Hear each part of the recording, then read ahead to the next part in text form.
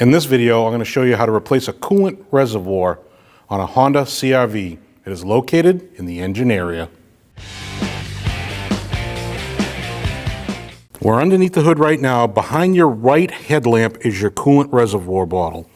You want to remove this hose on the top just by prying up, put it off to the side.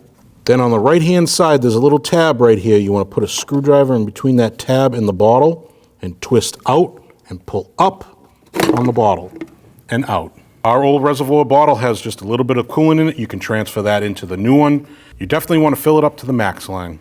When you install your coolant reservoir, you have a piece here and a piece here. That goes into the metal piece here and here. It just slides down and locks down. Line your tabs, push straight down. Now you remove your cap and fill your reservoir up to your max line with your manufacturer's specified fluid.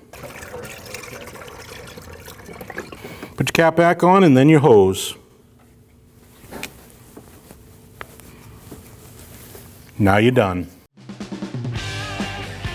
When only the best will do, demand TRQ. The only company that lets you view before you do.